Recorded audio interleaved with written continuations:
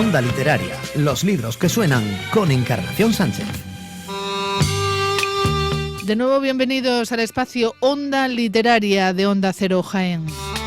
Hoy pasamos a comentar la novela Confabulados con Dios, cuyo autor es Víctor Hugo Pérez Gallo. Por ello, Encarnación Sánchez Arenas nos lee su artículo de opinión publicado en Diario Jaén referente a esta novela.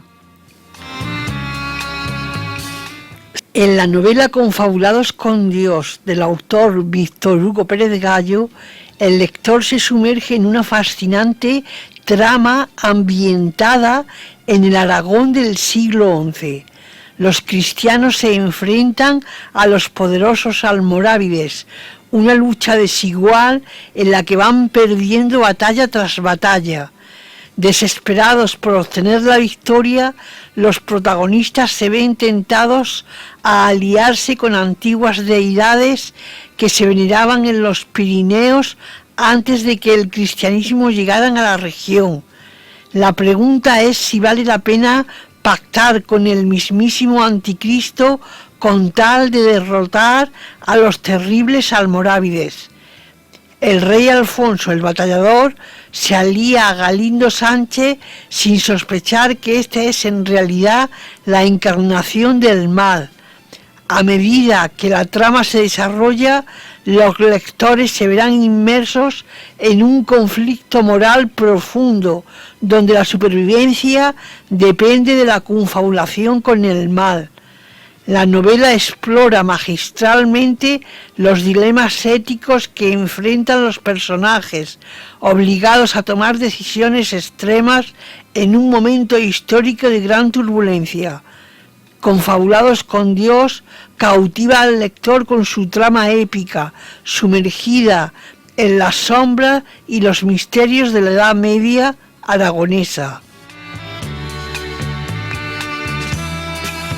Hoy conversamos con Víctor Hugo Pérez Gallo, sociólogo y escritor, autor de Confabulados con Dios, una novela histórica de tono grimdark que ha suscitado lecturas intensas por su tratamiento de la violencia, la fe, el poder y la derrota. Víctor Hugo, bienvenido. Muchísimas gracias. Para mí es un honor muy grande estar con vosotros. Vamos a hablar de tu novela. No es una novela histórica convencional, ¿no? Bueno.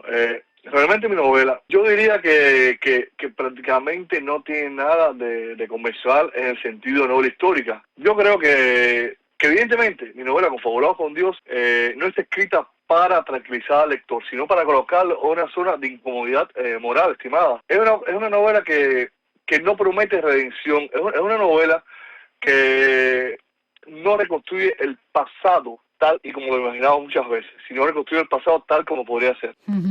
Historia, violencia y tiempo cerrado. Uno de los rasgos más potentes es la sensación de tiempo clausurado, casi asfixiante. Sí, vamos a ver. Yo creo que el tiempo es un tiempo sin horizonte. En mi novela, Confabulados con Dios, no hay una promesa de redención. De hecho, los personajes son grises, o sea, no hay personajes buenos o malos, al sentido más clásico de la palabra. Yo creo, estimada, y bueno, agradecerte una vez más, porque creo que al principio se escuchó que estar nuevamente contigo en la radio y con los radio oyentes, que volver al tema de la novela, que mi novela conecta con una experiencia histórica que es muy concreta, la de las comunidades atrapadas en ciclos de violencia legitimada por el discurso religioso y político. Lo triste de esto es que, aunque yo lo novelo, aunque yo lo pongo por escrito, aunque es literario, aunque es ficción, desgraciadamente este ciclo de violencia no está muy alejado de la realidad, porque hoy vemos que la historia se repite. Si antes se degollaban con espadas, hoy se matan, ¿no? Con misiles y con balas. La cuestión está en el tema de la novela, que yo creo que el pasado español sobre todo, ¿no? Es un pasado de campo de fuerzas, de hambre, de miedo y sobre todo de fe instrumentalizada y cuerpos y espíritus desgastados. La violencia no se narra como espectáculo, ¿no? Exacto. Vamos a ver. La violencia no es un espectáculo. La violencia no es heroica. La guerra es muerte. En la guerra hay desgaste, hay suciedad, hay miedo. Y yo lo que quiero mostrar a los lectores, precisamente en este grado de incomodidad, ¿no? que mi novela, como escribo de esta forma, es un elogio, aunque parezca contradictorio, a la paz. El grindar no está aquí como una estética de moda, sino como ética. Yo muestro un mundo donde el mal no es excepcional, sino que es administrado, es cotidiano y, si se me permite la palabra sociológica, es burocrático inclusive, porque Galindo Sánchez por la mañana le pregunta a su escriba, bueno, ¿cuántos prisioneros tenemos que hoy? No, tantos. ¿Cuántos caben en la prisión? Tantos, pues de hoy a 5 y así habrá más espacio en la prisión. Es una cuestión de contabilidad, desgraciadamente. Ujú. El título es contundente, Confabulados con Dios. ¿Qué significa esa confabulación? Esto es una ironía, pero es una ironía cruel. Vamos a ver. Dios aparece como coartada, no como algo que sea trascendente. Los personajes, tanto los musulmanes como los cristianos, no actúan por Dios, sino con Dios. O sea, la figura divina la utilizan, la invocan, la manipulan. Y entonces yo exploro aquí algo cercano, que es como la fe precisamente puede convertirse en una tecnología del poder. Y cómo la fe puede, desgraciadamente, legitimar algunos crímenes y legitimar algunas matanzas que ocurrieron en el medio. No es una novela religiosa, Víctor Hugo, pero sí profundamente teológica en sentido crítico, ¿no? Exactamente. Vamos a ver. Algunos de los escritores, perdón, de los lectores me han escrito, dando sus opiniones, me han comentado de que el primer capítulo es un capítulo lento, y lo es, porque es un capítulo introductorio. Y otros, con gran placer para mí, me han comentado que se parece muchísimo a la novela, que es un clásico, El nombre de la rosa, Humberto Eco. Yo, salvando las distancias, mientras que en El nombre de la rosa de Eco, la teología es parte del discurso, es parte de las vidas. En mi novela la teología se vuelve algo material. En mi novela la teología justifica jerarquías, justifica castigos, justifica sacrificios. Dios no habla de la novela, habla quienes dicen hablar por él. Y ahí está precisamente, querido, el verdadero horror. En la segunda parte, que saldrá este año, hay un legado papal, Hugo Cándido, personaje que fue el que impuso el catolicismo aquí en la península ibérica. Y este señor lo dice claramente en uno de sus discursos, cuando amenaza al rey está haciendo un spoiler, cuando amenaza al rey de Aragón, le dice: yo, por mi boca, quien habla es el Papa, que está sentado en Roma. Y el Papa es el Hijo de Dios. Por tanto, cuando te hablo a ti, quien te habla realmente es Dios. Vamos a hablar del lenguaje, de la atmósfera y de la oscuridad que se muestran en la novela. En primer lugar, el lenguaje es denso, oscuro, muy corporal. Claro, el lenguaje es denso y oscuro. Yo no diría denso y oscuro, diría un lenguaje al cual una generación de occidentales no está acostumbrado a escuchar o a leer, porque yo tengo lectores de varias generaciones y curiosamente los lectores de más de 50 años les encanta este lenguaje corporal, ¿no? No obstante, si yo busco alguna justificación, es que el mundo que narra es así, un mundo denso, oscuro, donde la prosa no busca belleza clásica, sino fricción. Aquí hay barro, hay sangre, hay sudor, hay cansancio. El lenguaje, por tanto, tiene que oler obligatoriamente a encierro y a miedo. No puede ser un lenguaje que sea limpio, porque lo que relata precisamente es el sufrimiento y el horror de los personajes que viven esta época y su vida cotidiana. Hay una musicalidad grave, casi litúrgica. Sí, vamos a ver. Inclusive hay música medieval en varios capítulos, porque el hombre y la mujer del medioevo aragonés, específicamente, y del medioevo peninsular, es que leían poesía, escuchaban poesía porque eran alfabetos, pues escuchaban música en las fiestas y en las ferias, y los poderosos también les cantaba este tipo de arte. En la novela específicamente hay una musicalidad grave, casi litúrgica, porque el poder también se hace a través del ritmo, de la repetición, de la letanía. O sea, yo quisiera que el lector sintiera esa cadencia que es opresiva, una especie de rezo, ¿no?, que no salva sino que ata. Vamos a hablar de los personajes porque parecen condenados desde el inicio. ¿Es así o no? Hombre, parece condenado de inicio porque lo están. Vamos a ver, los personajes míos del siglo XI y XII no son individuos libres en sentido moderno de la palabra. Son cuerpos atravesados por estructuras, por religión, por guerra, por hambre, por obediencia. Y yo intento que la novela no juzgue a los personajes. Evidentemente, cada hombre, cada mujer es esclavo de su tiempo, normativamente hablando, psicológicamente hablando. Y yo lo que juzgo aquí, si juzgar algo, porque al fin, el juzgar no es una cuestión de ninguna literatura, es el sistema que produce a este tipo de personas. Que lo produce, porque curiosamente hay muchos elementos, estimada, de mi novela que están actuales en la sociedad española y en la sociedad occidental. Uh-huh. No hay héroes, ¿no?, en esta novela Confabulados con Dios. No, es una advertencia que yo hago desde el principio.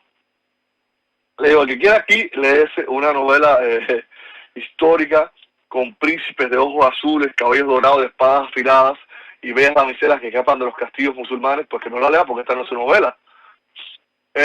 Vamos a ver. El héroe, como tal, es un invento de Hollywood. El héroe, como tal, es un invento de ciertas novelas románticas, que no las critico, cada cual tiene su gusto, claro está, su gusto, pero en el caso de Confabulados con Dios, lo que hay son supervivientes, cómplices, víctimas, testigos. Y yo creo que esto para mí es más honesto históricamente, porque vamos a ver, los héroes, o las personas que hacen buenas acciones, siempre tienen su lado oscuro. Y cuando hacen una buena acción, pierden algo siempre. La épica occidental suele ser una forma de amnesia. La épica suele ser una forma de amnesia porque hablamos, por ejemplo, de Rodrigo Díaz de Vivar. Hombre, y después que ha sido casi considerado un santo, no nos acordamos que Rodrigo Díaz de Vivar fue un mercenario que vendió su brazo al mejor postor. Aquí en Zaragoza estuvo al servicio de la taifa de Zaragoza y luchó contra Sancho, o sea, luchó cristiano contra cristiano. Era un tío que, por supuesto, que luchaba a favor del mejor postor. Uh-huh. Bueno, queda claro que en esta novela no hay héroes y aunque sea una novela histórica, muchos lectores sienten que habla del presente. Sí. Yo creo que toda novela histórica debe de hablar de... Es un espejo, va a partir de... Toda novela histórica tiene dos lecturas y quizás hasta tres subterráneas. Y son una forma de retrato del presente. Desgraciadamente, los mecanismos de guerra, de suciedad, de ambición, de justificación de los crímenes a través de la religión, estos mecanismos, estimadas, no han desaparecido. Se han vuelto más técnicos, han llegado a las redes sociales, digamos, se ha intentado de alguna forma hacerlo menos explícito, pero están ahí. Mira, cambia los nombres, pero no las lógicas. Confabulados con Dios es una novela que dialoga con nuestro tiempo y su segunda parte, que es Los Príncipes Devastados, también. Dialoga con nuestro tiempo, dialoga con el uso político de la moral, con la violencia legitimada, con la obediencia disfrazada de fe o de tradición. Hace unos días una señora me decía, una lectora, que mi novela era un horror por la cantidad de sangre y de muertos derramadas. Y yo le decía, nuestra señora mía, al frente de niños que mueren en la guerra, mi novela es literatura. La realidad es la desgracia de los niños ucranianos, palestinos o del país que sean que mueren en la guerra. Uh-huh. ¿Es entonces una novela política, Víctor Hugo? Bueno, esta es una pregunta trampa, querida. Bueno, vamos a ver. Yo le digo a mis estudiantes de escritura creativa de la UNED siempre, por cierto, ahora en septiembre comienza el otro curso mío de novela para que quiera apuntarse en la UNED. Es una novela no política, es ética. Es ética. Porque las novelas políticas, hay muchos bodrios políticos que están mal escritos, no sé, por ejemplo, si voy a la izquierda, voy a buscar las novelas estas del realismo socialista, que son verdaderos bodrios porque lo que hacen es defender al obrero y tal, y que están en contra del burgués. Yo creo que una novela política y verdaderamente revolucionaria son las novelas de Balzac, por ejemplo. Son las novelas de Balzac, que Balzac era un hombre que era profundamente monárquico.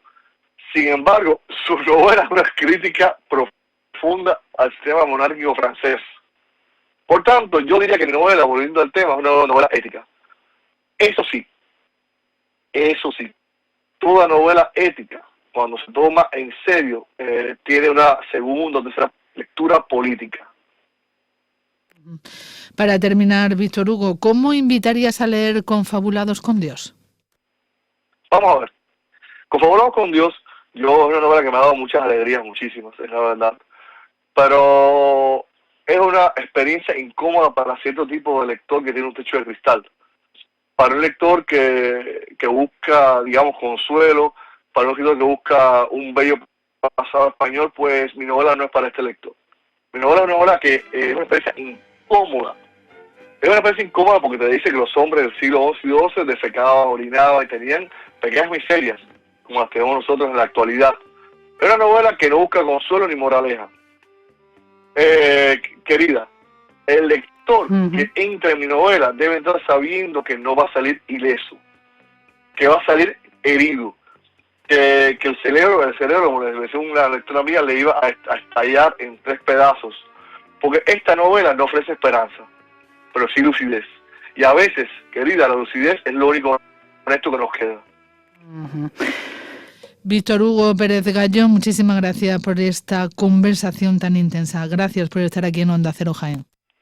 Pues yo soy el que te agradezco, porque ya Onda Cero Jaén para mí es parte de mi familia, y así como Jaén y sus oyentes, es un lugar muy querido por mí. Estar dentro de poco con vosotros allá y presentar mi novela o hablar de literatura, porque yo creo que la literatura, al fin y al cabo, no es una forma de placer, sino también es una tabla de salvación en estos tiempos tan difíciles que corren. Muchas gracias. Por supuesto que tenemos muchas ganas de conocerte en persona. Y a nuestros oyentes, Confabulados con Dios ya está disponible en librerías. Nos reencontramos en el próximo programa de Onda Literaria. Gracias.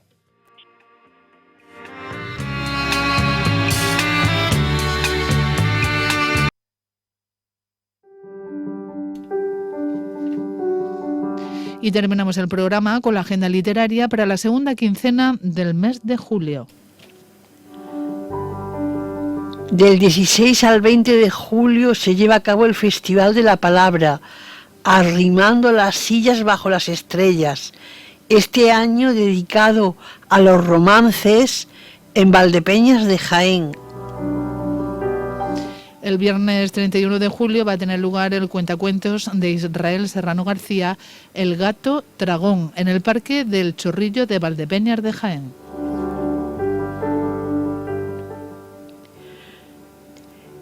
El excelentísimo Ayuntamiento de Andújar, a través de su Concejalía de Cultura, convoca el 19º Premio Nacional de Relato Breve José Toral y Sagrista, cuyo plazo de admisión de originales finaliza el 31 de julio del 2026. Y Encarnación, ya finalizamos el programa con la siguiente frase célebre de Anna Kindlen. Los libros son el avión, el tren y el camino, son el destino y el hogar.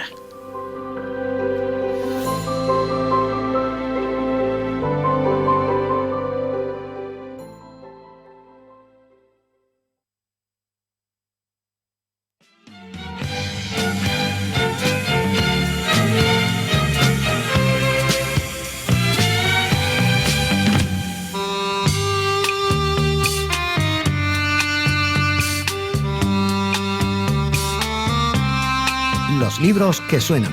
Esto fue Onda Literaria.